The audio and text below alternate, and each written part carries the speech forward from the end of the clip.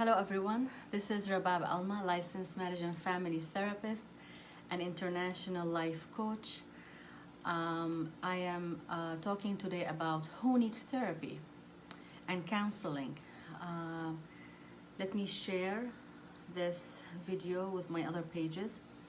Um, Let me know what you think of that. Who needs therapy and counseling from your opinion? Let me know where you are joining me from. Let me just share this now. So I want to point out that these lives and interviews are meant for general info only. They are not meant for medical or professional help.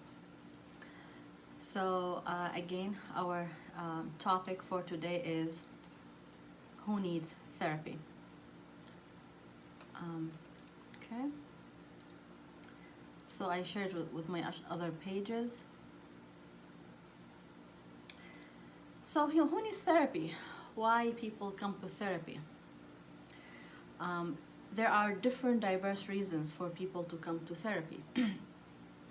People come, individuals, couples, families, come to therapy for support, maybe for information, for guidance, for self-knowledge, for a space to talk and learn new tools, for someone to be there for them and listen in compassion and kindness, and give them a safe space to express how they feel. So there are so many reasons. I have put in the note on the comments a quiz. This is linked to Psych Central. There's a quiz that you can take. It's confidential. It's just for you. You can take it, and it gives you scores at the end to let you know that if you need therapy or not.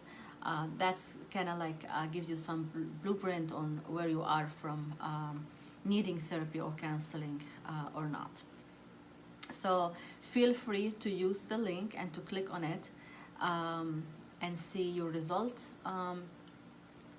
And these informations are just for you. You can request for them to send you, for the site to send you the information to your email, or it's up to you. You can take that, make the decision.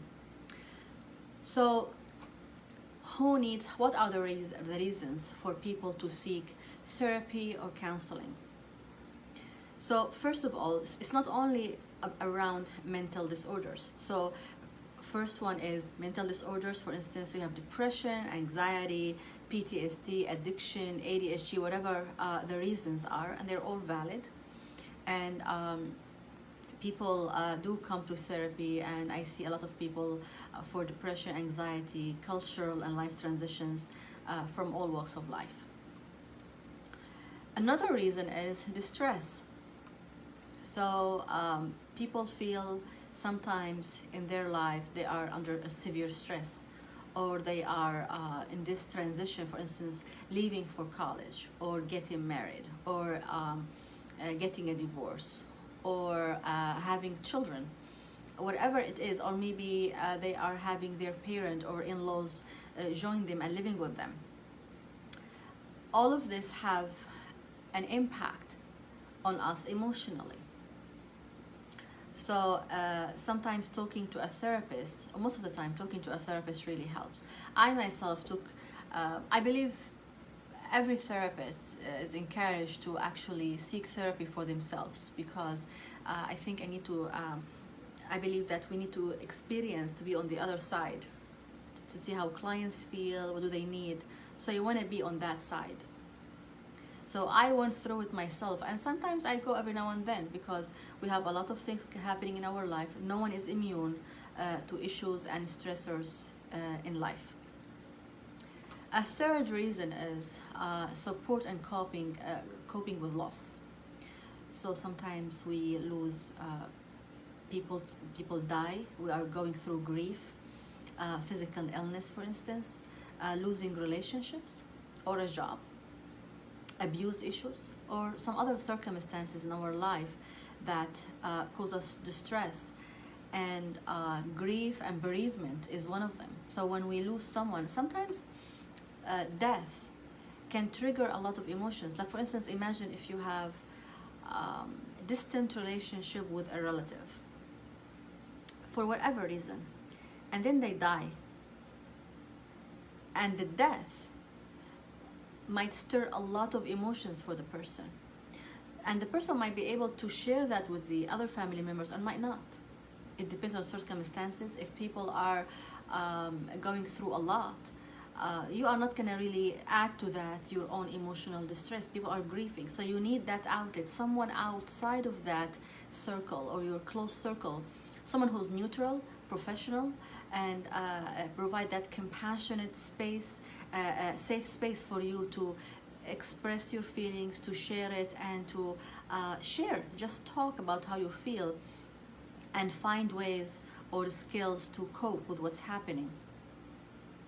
Another reason for communication. So sometimes we have, a lot of time we have issues in communication within our relationships. Couples, individuals, families, even at work. I see a lot of people at my practice, they're having communication issues with their partners, with their children, or at work with their bosses or with their employees. And that can be a problem. And people sometimes need that other person that can look into what's happening and kind of like help you find an insight or provide some skills or help going through whatever you're going through. Another reason is for self-exploration. It's extremely important for us to know ourselves. If we don't know ourselves, then we are missing a lot in life. I think it's important for us to understand why we do what we do and why we feel the way we feel. It's important to be able to understand that we have control over these emotions and those feelings and those actions. So self-exploration and self-awareness is extremely important. And I've seen that a lot in my practice with clients and people around me, that self-knowledge is extremely important, and it has helped people to improve their career, their jobs, and their personal relationships. So you are able to predict how you're gonna feel, or know why you are feeling that way, instead of being in the dark. I think it's extremely important for people to seek help. So again, I will mention them again. I have here my notes. So I want to also remind, there is a link above this live or for a quiz you can take, and it's just for you, no one is going to look at, for you to take the quiz and see if you need therapy or you need to see someone. It will be scored, and those scores can be sent to you if you wish to do so, to receive them via email. So again, what are the reasons for people to seek therapy or counseling? We talked about mental disorders, distress, support or coping in loss and grief, and general circumstances in your life, communication, and self-exploration. So it's important when we come to therapy to come because we want to go, not because we are forced to go by a partner, by a parent, a court order, a school counselor, whatever it is. It's important for us to, because if you feel that you are forced to do something, then you are not going to be engaging. You are not going to be, you're not going to have an active role in therapy and counseling process.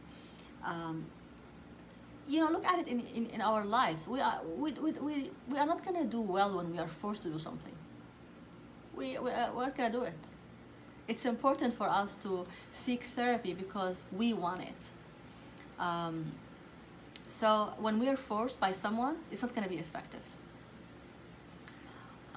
So this is one thing that we really need to be aware of. So we cannot, like for instance, when I have a couple at my practice, and sometimes one of them is interested in therapy, the other one is not. So then one of them is dragging the other. Although when one of the couple couples come to therapy, um, if one person comes to therapy, that actually will change the dynamic. It's important for both of them to come if they want couple therapy, but sometimes the other partner doesn't want to come. So even though one person coming to therapy can impact and influence the relationship positively. So I think it's important to explore and see and take a serious step with ourselves and kind of like think about it. Is there anything in our life that needs to be fixed, or we are contemplating about something, or we are not sure about something, or we have feelings that they're not being processed? See, because if we don't process our feelings, it will have some symptoms. It will manifest itself through some symptoms, physical or emotional or mental. A lot of people go to, they have physical symptoms and they go to doctors and hospitals and they tell them you have no physical problem. So then what is it? So I think it's important to look at the psychological and emotional part of it. And I think it's extremely important when it comes to therapy for people to come and have this connection with the therapist. I think the relationship with the therapist is actually more important than the therapy itself. Having this trust. Of course, confidentiality has its limitation when there is an abuse or a crime, or someone wants to harm themselves or others, then this is excluded from confidentiality, and the therapist will state that in the session. But otherwise, you have a confidential private place for you to come in, and this relationship with the therapist, being able to trust someone and to be yourself and be vulnerable with no judgment, is important for us to get past whatever is happening in our lives. So what are the signs that we can look at and see if we really need therapy?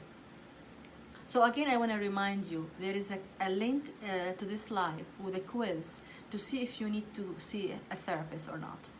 And this might give you an idea on where you stand. Okay, so I have here comments on the signs for you to that you need therapy. First one, repeating patterns. So you see that things are happening over and over and over again in your life. You are dating the same person. You are having the same boss. You're arguing with your partner, your husband or your wife, the same argument over and over and over. You're having the same problem with your child. So there are repeated patterns that need to be addressed. This is number one. Number two, family issues that are making you miserable. So we all have family issues, and sometimes hurts and abuse or whatever happened in our childhood, sometimes it affects us a lifetime. Some people come at age 40, 50 with issues they have been struggling with since they were children. It pains so much to see someone who was struggling for a lifetime. Like something happened in their life when they were 10, 12, 13, and those people did not seek help, or they were not given the opportunity, and they were still struggling with it 40 years later. It's just so heavy. It's just so heavy. Thank you, Fatiha, for watching. Halima and Muhammad, thank you for watching. So I think the faster we seek help, the faster we try to help ourselves, to move past whatever happening, or to seek some help or skills to manage it, instead of like just keeping it inside and struggling with it alone. I don't think anyone should be struggling alone.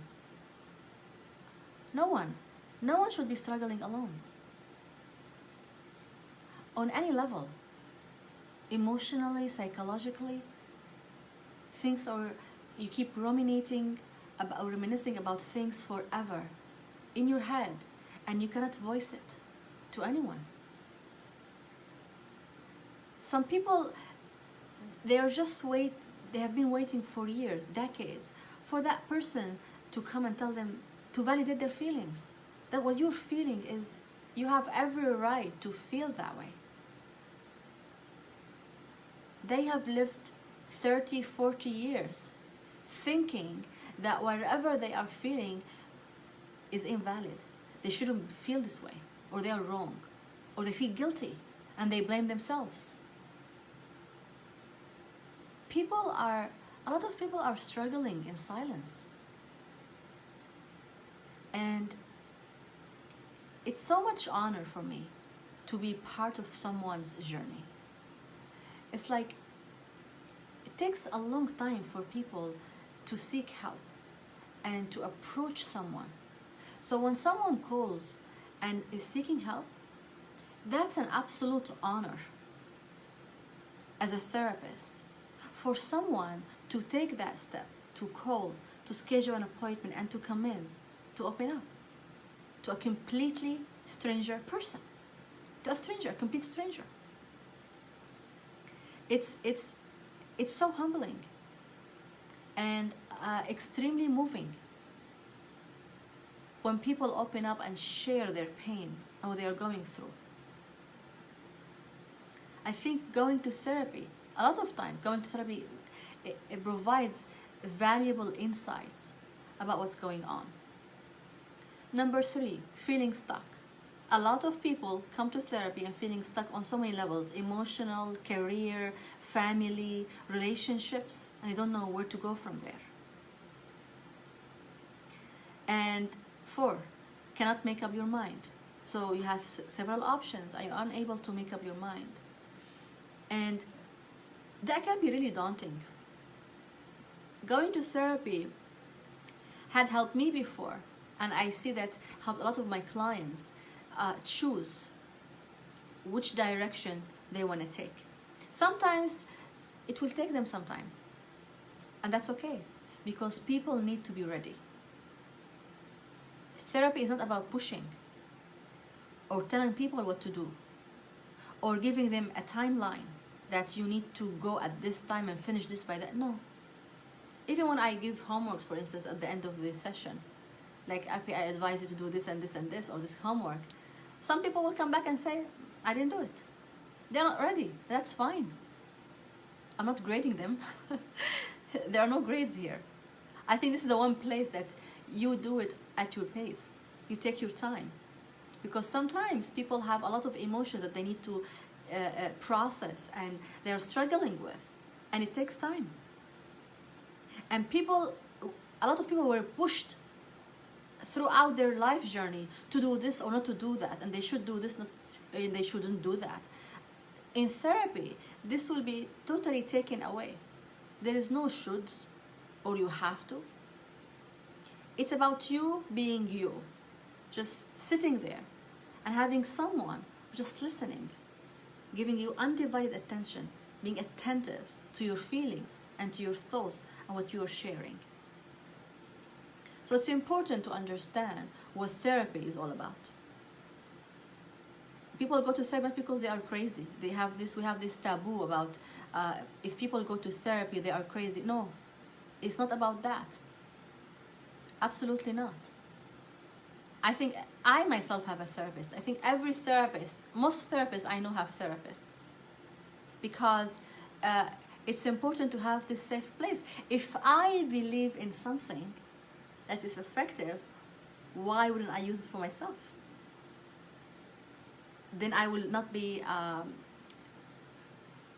will not have integrity. So if I believe that my work helps people, then I should seek it when I need it. And I do. Number 5, nothing seems to make you feel happy anymore. That's also important. When people feel they are stuck, they're down, they're anxious, they have anxiety, panic attacks, they are not sleeping well, something is going on. And sometimes we have so many feelings, so much was going on, that even when we share with our friends and families, we feel that we are going into circles. don't forget something, that when you share with your families and friends, those people are invested emotionally invested in you. So they are biased because they love you. Anything you do, they're gonna be okay with. The therapist is not emotionally invested in you. The therapist is a neutral party, someone who is looking at the event or the issue from outside and from a professional lens, and that makes a huge difference. Number 6, and I will repeat that because there are 15 signs. Number 6 is stuck in an abusive relationship. That's a big one. That's a big one, because either you are being abused in your relationship, at work, whatever it is. Of course, therapists cannot do what police will do, but therapists can help in so many directions, and for you to take action. Number 7, mounting anxiety. So again, I talked about anxiety and stress. And when you see that anxiety is actually increasing, is not decreasing, you're burnout, you are always anxious, and you're having symptoms. And I remember one client of mine, he thought that he had a heart attack. And when he went to the ER, there was nothing wrong with him. And they told him it's just stress. Stress can do more than that. So we really need to be self-aware. We have to have this self-awareness when we are stressed out and seek help. Because problems don't go away on their own. Adil also is, alaikum assalam Adil, thank you for joining and for watching. So we think that sometimes, or some people think that, okay, it will go away. It doesn't. Problems don't go away on their own. We need to be active. We need to engage. We need to change something in order for problems to go. Haunted by the past. A lot of clients come to me and they were talking about whatever happened in their life with their mother, with their father, with their partner, in their childhood, abuse, whatever it is. And a psychodynamic therapist I use that with, usually when there are issues from the past. It's important to dig and go deep and see what's happening and unsurface all of this pain and struggle for people just to get over it and get past through it. Number 9, post-traumatic stress disorder. So sometimes PTSD. So sometimes people go through events and horrific stuff in their lives, and sometimes something can be a trauma to me. It might be not a trauma to someone else. It's very individualistic and it's very relative to the person. And therapists will not judge a person that, oh, this is not a trauma. No one would say that. No therapist would say that, because a trauma is a trauma for the person. And sometimes symptoms do not show up right away. Sometimes they take days, months, or years. And sometimes a bereavement, for instance, divorce, whatever, bankruptcy, anything, a flashback might bring all of this experience back, the emotional experience back, and people will start to experience symptoms. So when we talk about the brain, we know the amygdala is the one that keeps the emotions and does not know time. And the one it triggers the fight and flight response. So when we are triggered, then we are not thinking logically. The amygdala is being triggered, and we might have the same symptoms that we had when we felt the same way maybe 10 years ago or 15 years ago, because amygdala, it took over. So we need to understand how the brain works and what goes on and why we are reacting or feeling that way. Number 10, addiction. Alcohol, drugs, porn, gambling. There are addiction specialists that can see people when they are having these issues, And a lot of these issues, people like will just hide it because they feel that it's a taboo or it's a shame. But there is help. You really need to seek help when something like that surfacing in your life. Eating disorder, whatever it is, the symptoms of what we want to talk about, the underlying stressors, why we are experiencing the eating disorder, what is the issue of control that you're trying to gain in this, or other issues, maybe infertility, maybe having children or losing children, like someone close to you has died. That's a grieving process.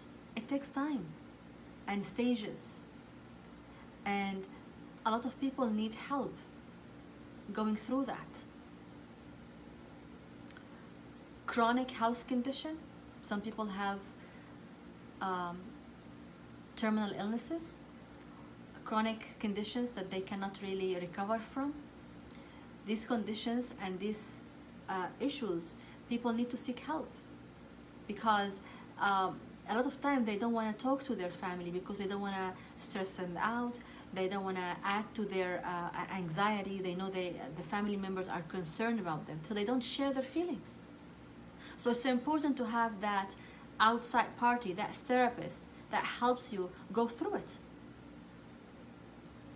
Because, I mean, think about it. Like, if I know, for instance, if my daughter is home from college and she is happy to be home, and she has plans and stuff like that, and I am dealing with something, I might tell her what's going on. But am I gonna bombard her every single day? She's staying only for a week and she's gonna go back to the dorm. Am I gonna tell her exactly all the emotions and ruin, from my perspective, ruin her vacation or ruin her break? I wouldn't. I would not. I might tell her what's going on. I might talk to her sometimes, but continuously, am I gonna tell her everything? And she's an adult. I can tell her, but I might not be telling her everything. Imagine the same situation in your life. Are you gonna tell your father, your partner, your child, your wife, your husband, whatever it is, everything? You might not tell everything because you are concerned about them. You don't want to hurt them. You don't want to add to their struggles. Maybe they are going through a lot. Maybe they have a lot on their plate. Then you keep these feelings inside of you. Again, no one should be struggling alone. No one. Absolutely none. Number 15, relationship, or maybe not having a relationship. Maybe you have a problem with your spouse, or with your boyfriend, or girlfriend, or daughter, or son, whatever it is. Maybe you don't have a relationship, and you want to have a relationship, and you cannot have one, for whatever reason. And you're having emotions about it. We all do. We are all going through a lot. So, the signs, again, repeating patterns, family issues, feeling stuck, can't make up your mind, you are not feeling happy anymore, you are stuck in an abusive relationship, mounting anxiety, haunted by the past, PTSD or post-traumatic stress disorder, addictions of any kind, even to social media and phones or iPads or Xbox. This can be addiction.